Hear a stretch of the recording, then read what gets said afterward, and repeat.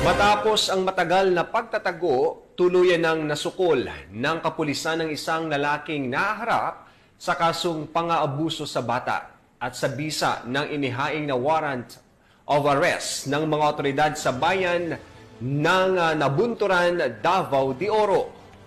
Patuloy naman ang kampanya ng Philippine National Police laban sa mga karasang nakatuon sa mga minor de edad upang iligtas sila sa kamay ng mga mapanamantala. Narito ang report ni Patrolwoman June Mary Joy Rupin.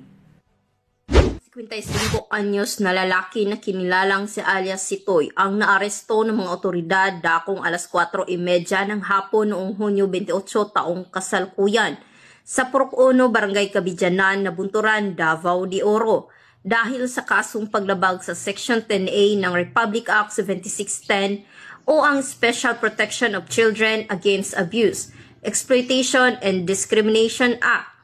Ang pag-aresto ay sinagawa sa bisa ng warrant of arrest na inihain ng pinagsanib ng puwersa ng mga tauhan ng Nabunturan Municipal Police Station, katuwang ang mga tauhan ng Maribojoc Municipal Police Station.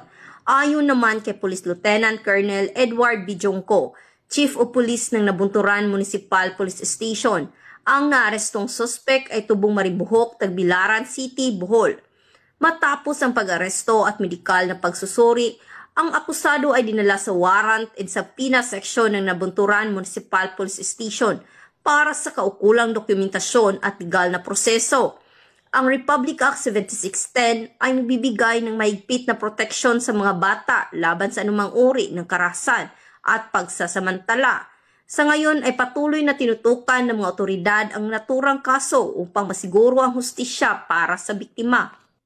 Mula dito sa Police Regional Office 11, ako ang inyong PNN correspondent, Patrolwoman June Mary Joy Rupin, alagad ng batas, tagataguyod ng balitang pulis.